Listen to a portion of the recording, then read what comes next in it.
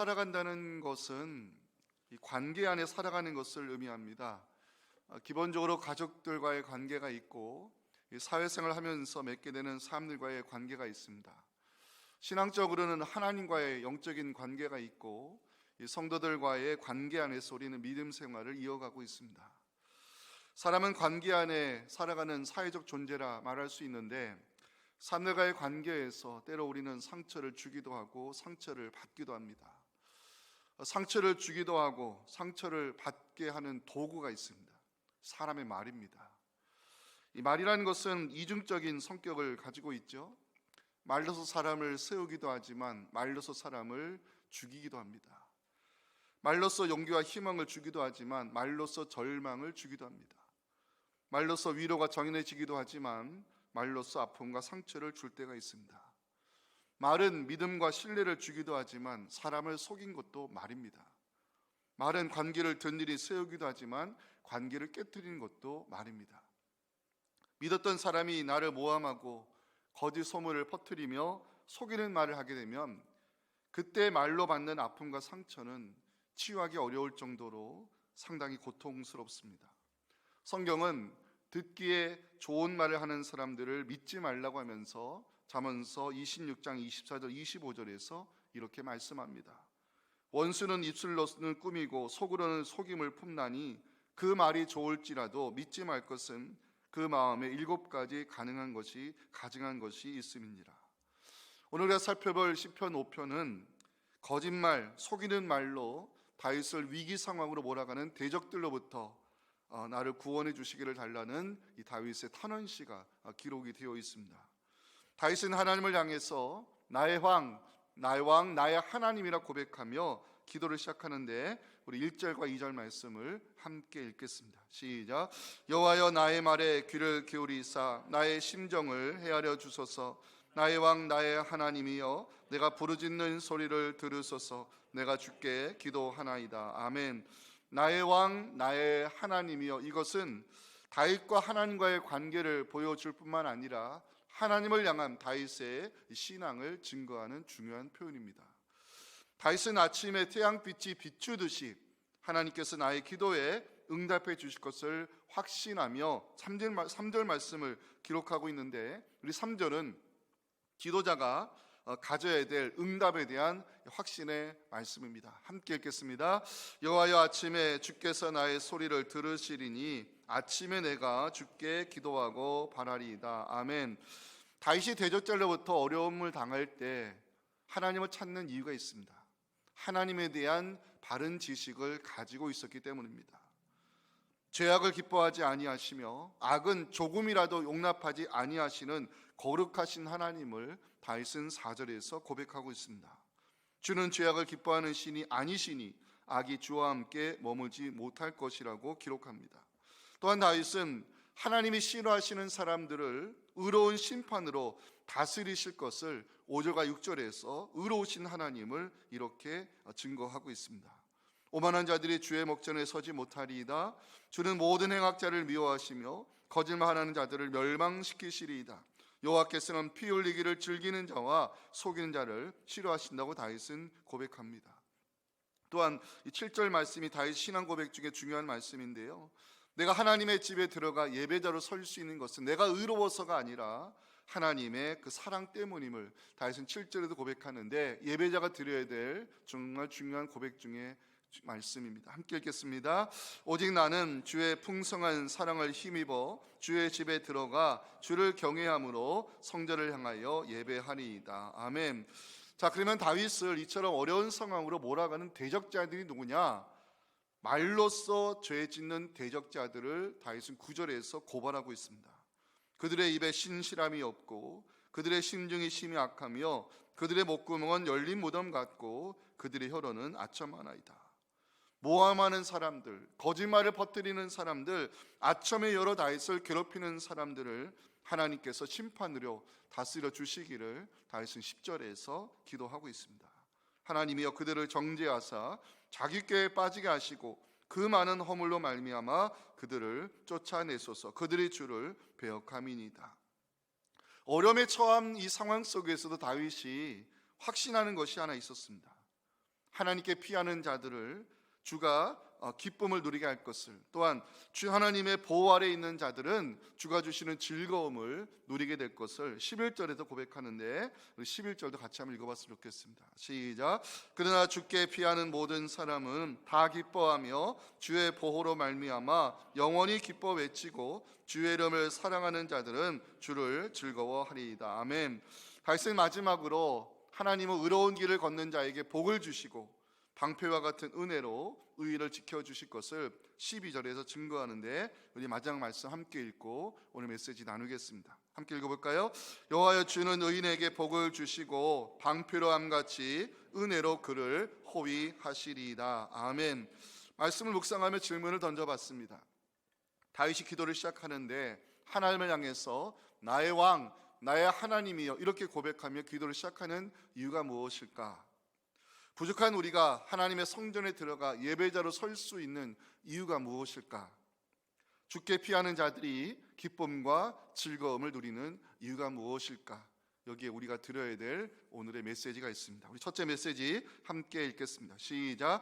기도자는 하나님을 향한 신앙 고백을 가지고 있어야 한다는 사실입니다. 대적자들 때문에 어려운 상황에 빠지게 됐을 때 하나님의 향한 다윗의 기도가 1절에서 시작이 되고 있어요. 여호와여, 나의 말에 귀를 기울이사 나의 심정을 헤아려 주소서. 다윗이 어려운 상황 속에서 하나님을 기도관에 찾는 이유가 무엇일까? 하나님을 향한 신앙 고백을 가지고 있었기 때문입니다. 다윗의 고백하는 신앙을 살펴보며 함께 은혜를 나누기 원하는데요. 첫째는 다윗이 2절에서 나의 왕, 나의 하나님이여 이렇게 고백을 하고 있습니다. 나의 왕, 나의 하나님이라는 고백은 다윗과 하나님과의 관계를 보여주는 중요한 표현입니다. 다윗이 하나님을 향해서 나의 왕이라 고백하는 이유가 뭘까요? 하나님은 세상의 모든 왕을 굴복시킬 수 있는 진정한 왕이 되시고 자신은 하나님이 보호하시는 백성임을 믿었기 때문입니다. 다윗이 하나님을 향해서 또한 나의 하나님이라 고백할 때 여기에 쓰여진 하나님이라는 단어는 히브리어로 엘로힘, 창조주 하나님을 가리킬 때 사용하는 단어입니다.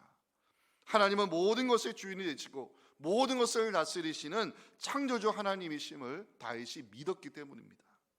나의 왕이 되시고 나의 하나님 되시는 주님이 나의 기도에 응답하실 수 있는 유일한 분이심을 다윗은 2절에서 고백하는데, 우리 모두의 고백으로 함께 읽겠습니다. 시작. 나의 왕, 나의 하나님이여, 내가 부르짖는 소리를 들으소서. 내가 주께 기도하나이다. 아멘. 대적자들이 어려운 상황으로 다윗을 몰아갈 때 다윗은 기도 가운데 하나님을 찾았습니다. 왜냐? 하나님이 나의 왕이 되시고 나는 하나님이 지켜주실 주의 백성이기 때문에 하나님의 어려운 가운데서 나를 구원해 주실 것을 다윗이 확신했기 때문입니다. 또한 다윗은 나의 기도를 들어주시고 응답하실 수 있는 유일한 분이 하나님이심을 믿었습니다. 성경에 보면 하나님을 향한 이 자신의 신앙 고백을 기록으로 남긴 기도자들이 있습니다. 마실 물이 없다고 원망하는 이스라엘 백성을 위해서 모세가 하나님 앞에 엎드리는 장면, 출애굽기 15장 25절에 나오죠. 모세가 여호와께 부르짖었더니 여호와께서 그에게 한 나무를 가리키시니 그가 물에 던지니 물이 달게 되었더라.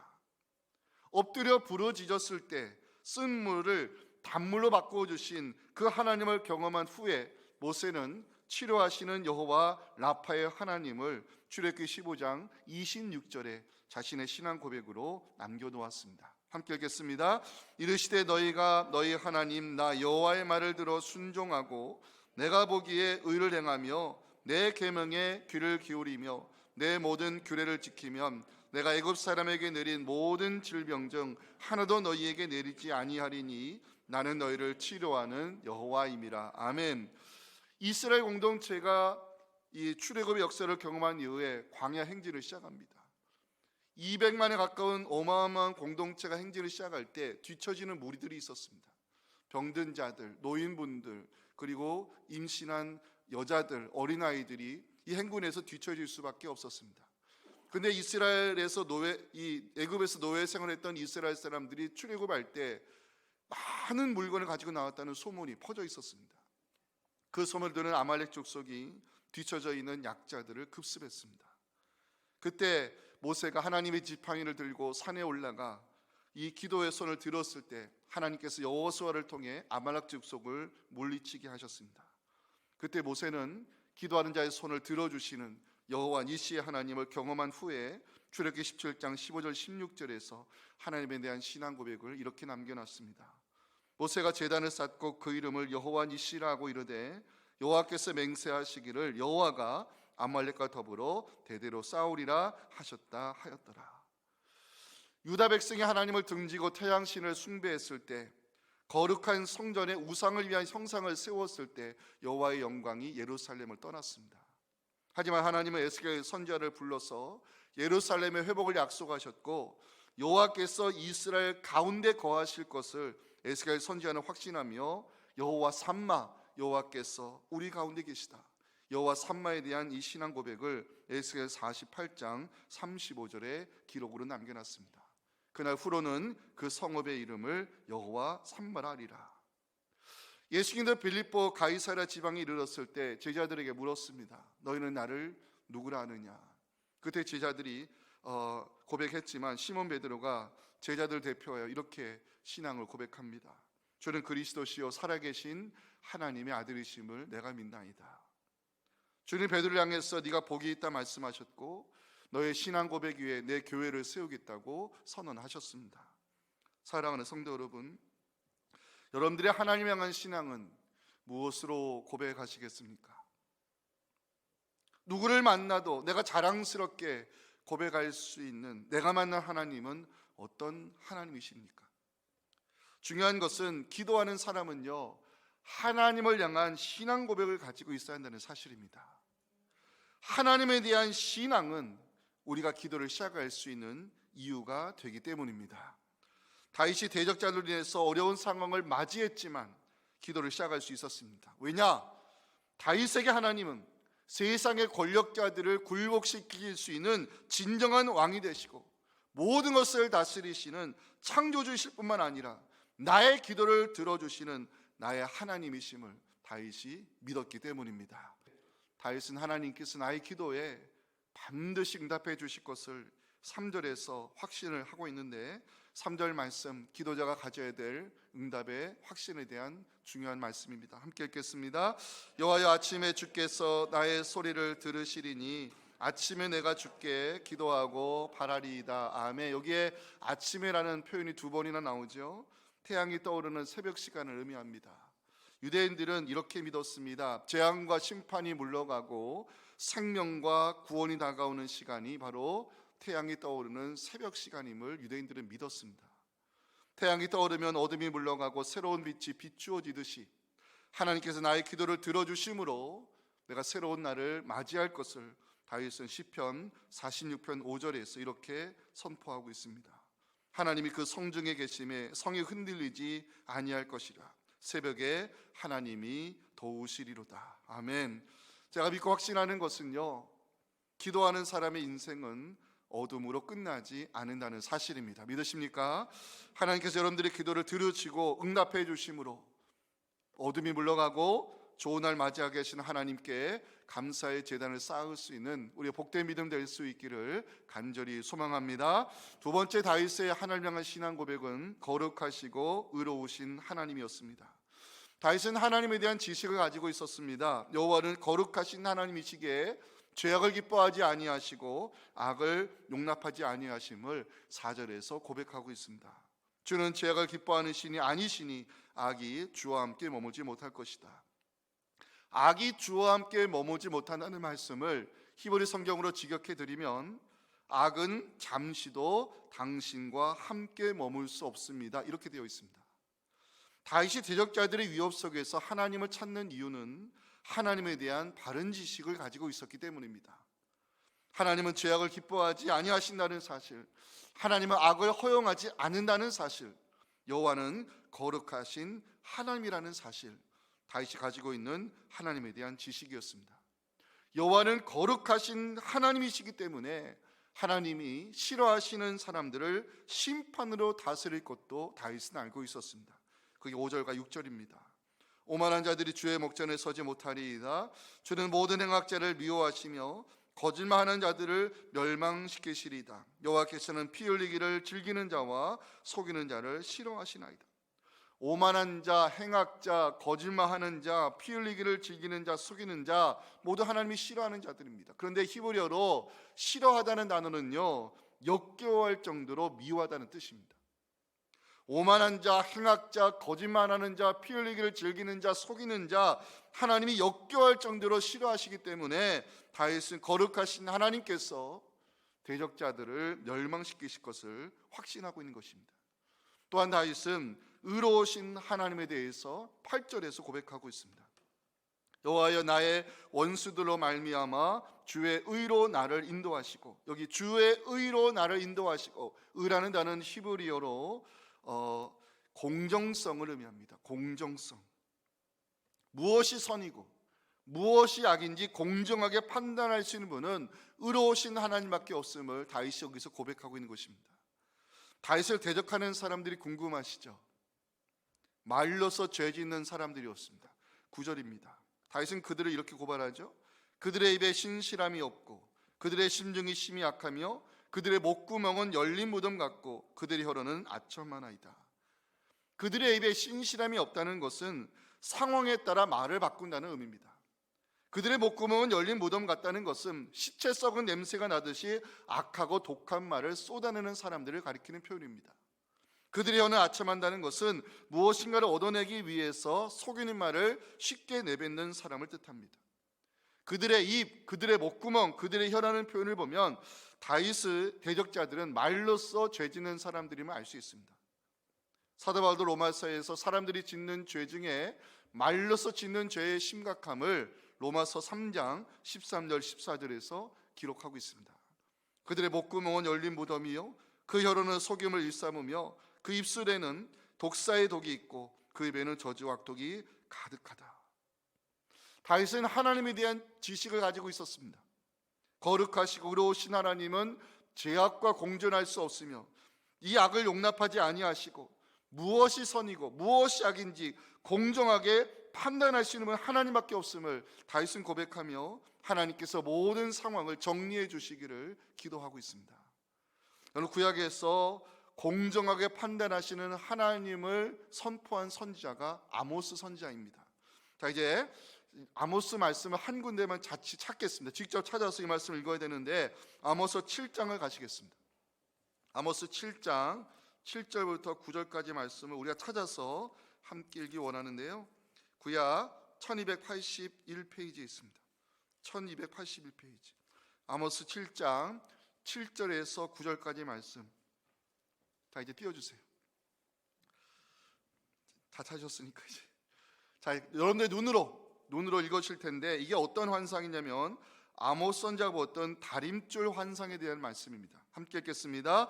또 내게 보이신 것이 이러하니라. 다림줄을 가지고 싸움담 곁에 주께서 손에 다림줄을 잡고 서셨더니 여호와께서 내게 이르시되 아모스야, 네가 무엇을 보느냐? 내가 대답하되 다림줄이니이다. 주께서 이르시되 내가 다림줄을 내 백성 이스라엘 가운데 두고 다시는 용서하지 아니하리니 이삭의 산당들이 황폐되며 이스라엘의 성소들이 파괴될 것이라. 내가 일어나 칼로 여호와의 집을 치리라. 하나님 말씀하셨어요. 아모스는 하나님께서 다림줄을 들고 담 곁에 세신 환상을 보게 됩니다. 다림줄이라는 것은 집을 짓는 건축자들이 벽을 쌓아 올릴 때 곧게 세워지도록 사용하는 것이 다림줄인데요, 벽이 만약에 기울어진 채 세워지고 있다면 집을 짓는 자는 그 벽을 다시 허물어 버리고 다시 세우는 것처럼 하나님께서 북이스라엘을 심판으로 다스리실 것을 아모스 선지자는 다림줄 환상을 통해서 선포하고 있습니다. 신기한 것은요, 다림줄이라는 단어와 신음하다, 슬피우다는 히브리어 단어의 발음이 똑같습니다. 북이스라엘을 심판으로 다스리시는 하나님이 슬피 울고 계심을 아모스 선지자는 증거하고 있는 것입니다. 거짓말을 퍼뜨리고 상황에 따라 말을 변하는 대적자로 인해서 위기 상황이 생겼을 때 다윗은 거룩하시고 의로우신 하나님을 찾았습니다. 왜냐하면 하나님은 싫어하시는 사람들을 정죄하시고 쫓아내실 것을 다윗은 알고 있었기 때문입니다. 10절입니다.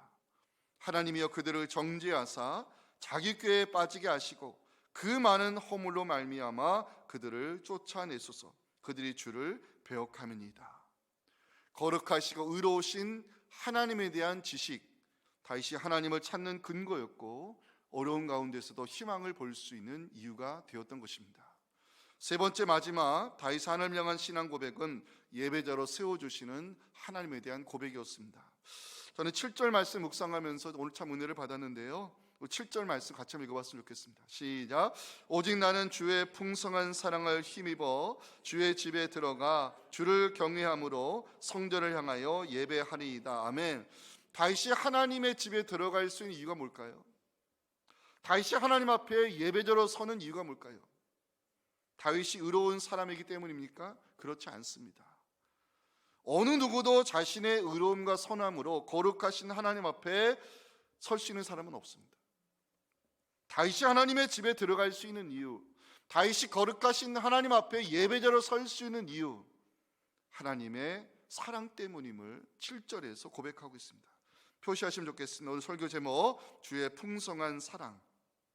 이 사랑이라는 단어가 히브리어로 헤세드라고 하는데 언약 백성에 대한 하나님의 인자와 사랑을 가리키는 중요한 신학적 의미가 담겨있는 단어입니다. 다윗도 넘어진 적이 있었죠. 다윗도 하나님의 마음을 아프게 해드린 적이 있었습니다. 바세바의 사건으로 다윗은 하나님 앞에 죄를 지었고 하나님의 계명을 어겼고 하나님께 실망을 안겨드렸습니다. 그럼에도 다윗이 하나님의 거룩한 집 성전에 들어가 예배할 자로 설 수 있었던 것은 다윗을 향한 하나님의 사랑 때문입니다.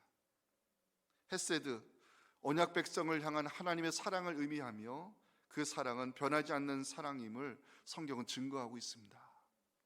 저는 7절 말씀 묵상하면서 우리가 하나님의 집에 들어가 찬양과 경배를 드리며 하나님 앞에 예배자로 설 수 있는 이유를 알게 되었습니다.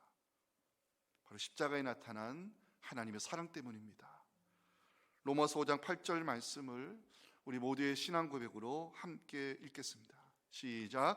우리가 아직 죄인 되었을 때에 그리스도께서 우리를 위하여 죽으심으로 하나님께서 우리에 대한 자기의 사랑을 확증해 주셨다고 사도 바울은 증거합니다. 예수님의 몸이 십자가에서 찢겨져 나갈 때 하나님은 성소의 휘장을 찢고 계셨습니다. 성소의 휘장이 찢어짐으로 우리는 예수의 피를 힘입어 하나님 앞에 나아갈 수 있는 길이 열리게 됐습니다. 십자가의 보혈을 의지하는 자 누구든지 하나님 앞에 나와 예배자로 설 수 있음을 히브리서 10장 19절 20절은 선포하고 있습니다.